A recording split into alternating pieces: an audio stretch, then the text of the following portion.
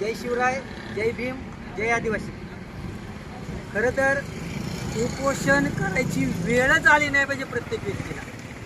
आज या ठिकाणी या शिवजन्मभूमीमध्ये आदिवासी समाजातील ज्या विद्यार्थ्यांच्या जेवणामध्ये आळ्या निघाल्या, ज्या विद्यार्थ्यांच्या जीविताला खूप मोठ्या प्रमाणामध्ये हानी होऊ शकते, अशा घटनेचा निषेध करण्यासाठी आणि अशी घटना पुन्हा घडू नये यासाठी हे आमरण उपोषण या ठिकाणी दत्तभाऊ गवारी आणि सर्व कार्यकर्त्यांनी, सर्व समाजातील लोकांनी या ठिकाणी पुकारलेलं आहे. या सेंट्रल किचन बंद व्हावं म्हणून आम्ही अनेक वेळा मागण्या केलेल्या आहेत. याचा परिणाम काय झालेला आहे तर स्थानिक रोजगारावरती परिणाम झाला आहे. आमची ही सोमतवाडीची आश्रमशाळा असेल, आजनवळ्याची आश्रमशाळा असेल, त्याच्यानंतर इकडं खिरोशरची आश्रमशाळा असेल, कोपऱ्यामांडवीची मुठाण्याची आश्रमशाळा असेल, या ठिकाणी आमच्या स्थानिक लोकांना रोजगार प्राप्त होत होता. त्या ठिकाणी भाकरी करणारी, चपात्या करणारी आमची महिला होती. त्या ठिकाणी कामाची आमचा माणूस होता. त्या ठिकाणी मुलांना जेवण वाढायला आमचा माणूस होता. त्या माणसांचा रोजगार हिरावून या शासनाने घेतलेला आहे. दुसरा परिणाम काय झाला आहे तर स्थानिक अर्थव्यवस्थेवरती परिणाम झालेला आहे. काय झालं आहे, तिथं जो स्वयंपाक बनवला जात होता त्या स्वयंपाकासाठी लागणारं जे धान्य आहे ते धान्य स्थानिकांकडून घेतलं जात होतं. भाजीपाला जो आहे तो स्थानिकांकडून आणला जात होता. आता काय होतंय, एक ठेकेदार पकडला जातो. त्या ठेकेदाराला मोठं करण्याचं काम हे शासन करतंय का काय, असं आम्हाला त्या ठिकाणी म्हणावंसं वाटलेलं आहे. दुसरा परिणाम जो झालाय तर गुणवत्तेवरती, या अन्नाच्या गुणवत्तेवरती परिणाम झालेला आहे. जे अन्न जे आहे ते सेंट्रल किचन म्हणतात, म्हणजे एकाच ठिकाणी अन्न शिजवलं जातं. शिजवलेलं अन्न जे आहे ते अन्न वेगवेगळ्या ठिकाणी वितरित करत असताना शेवटच्या क्षणाला पोचेपर्यंत ते अन्न थंड होऊन जातं आणि थंड झाल्यानंतर मात्र त्या अन्नाला चव राहत नाही. बघा, आपण गरम अन्न खाणं आणि शिळं अन्न खाणं किंवा थंड झालेलं अन्न खाणं याच्यामध्ये फरक आहे. त्यामुळे आमच्या गोरगरीब आदिवासी विद्यार्थ्यांच्या जीविताला धोका निर्माण झालेला आहे. या ठिकाणी सोमतवाडीची जी आश्रमशाळा आहे, या आश्रमशाळेमध्ये आता जो प्रकार घडला, आळ्या निघालेल्या आहेत. त्या आळ्या निघाल्यानंतर त्या ठिकाणी सांगितलं गेलं, प्रशासन तिथलं सांगतं की आळ्या निघालेल्या आहेत आणि प्रकल्प अधिकारी सांगतात की त्याला अंकुर आलेले आहेत. ही तफावत म्हणजे यांच्यामध्ये एक वाक्यता नाही. ही एक वाक्यता आली पाहिजे.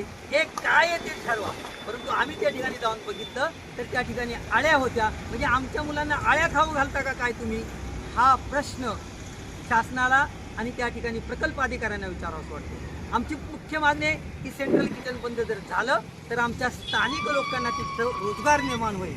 रोजगार निर्माण झाल्यानंतर आमच्या लोकांनी जे गरम तयार केलेलं अन्न आहे ते आमच्या मुलांना गरम अन्न मिळाल्यानंतर, गरम भाकरी मिळाल्यानंतर, गरम चपाती मिळाल्यानंतर ते जास्त खाणार आहेत. त्यांची शारीरिक वाढ होणार आहे, त्यांची मानसिक वाढ होणार आहे आणि सर्वांगीण विकास त्या विद्यार्थ्यांचा झाल्याशिवाय राहणार नाही. परंतु सेंट्रल किचन बंद झालं पाहिजे. दुसरा मुद्दा असा आहे, या सेंट्रल किचनवरती जे नियंत्रण असतं ते प्रकल्प कार्यालयाचं असतं. प्रकल्प कार्यालयाचा प्रमुख कोण तर तिथला प्रकल्प अधिकारी प्रदीप देसाई साहेब त्या ठिकाणी प्रमुख आहेत.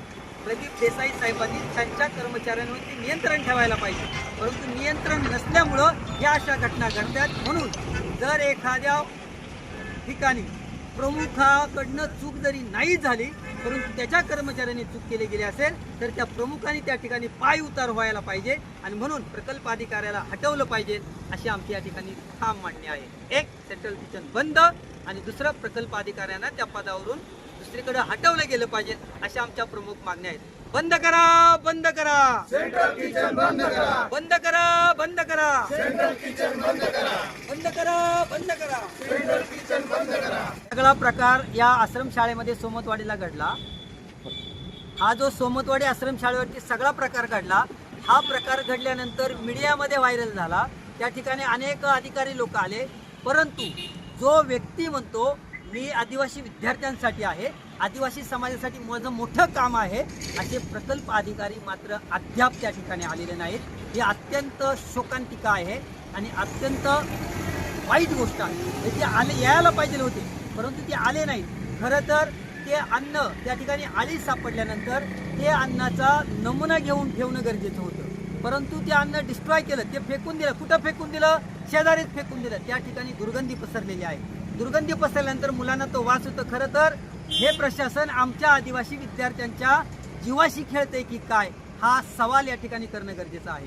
आणि अधिकारी म्हणतात की मी आदिवासी विद्यार्थ्यांसाठी आहे. अधिकारी म्हणतात मी आदिवासी समाजासाठी आहे. मग आदिवासी समाजासाठी असतील तर आदिवासी समाजातील विद्यार्थ्यांच्या शेजारीच ते अन्न फेकून दिलेलं आहे, त्याचा वास सुटलेला आहे, त्याचा त्रास या विद्यार्थ्यांना होतो. मात्र आदिवासी विद्यार्थ्यांचा जो तारणार जो स्वतःला म्हणतोय तो प्रकल्प अधिकारी मात्र या ठिकाणी आलेला नाही. म्हणून मी प्रकल्प अधिकाऱ्यांचा या ठिकाणी निषेध व्यक्त करतो. त्यामध्ये अनेक अधिकाऱ्यांची व प्रकल्प अधिकाऱ्यांची मुलं जर शिक्षण घेत असती तर त्यांनी असं केलं असतं का, हा सवाल आहे. कारण जर प्रकल्प अधिकाऱ्यांची मुलं त्या ठिकाणी असती तर प्रकल्प अधिकारी मात्र 100% त्या ठिकाणी आले असते. परंतु त्यांची मुलं मात्र वेगवेगळ्या चांगल्या ठिकाणी शिकतात आणि आदिवासी मुलांच्या या ठिकाणी जीविताशी खेळण्याचा हा जो त्यांनी डाव आखलेला आहे शासनाने किंवा ज्या ठिकाणी चाललेला आहे ते अतिशय निंदनीय आहे. म्हणून या ठिकाणी मी असं नमूद करतो की सेंट्रल किचन बंद झालं पाहिजे आणि प्रकल्प अधिकाऱ्यांनी त्याची जबाबदारी होती, हे जबाबदारी झटकण्याचं काम करतायत. म्हणून प्रकल्प अधिकाऱ्यांना त्या पदावरून हटवले गेलं पाहिजे असं या ठिकाणी मी स्पष्ट करतो. जय शिवराय, जय भीम, जय आदिवासी. बंद करा, बंद करा, सेंट्रल किचन बंद करा. बंद करा, बंद करा, सेंट्रल किचन बंद करा. बंद करा, बंद करा. सेंट्रल किचन बंद करा. प्रकल्प अधिकारी हटाव, आदिवासी बचाओ. प्रकल्प अधिकारी हटाव, आदिवासी बचाओ. प्रकल्प अधिकारी हटाव. आदिवासी बचाओ.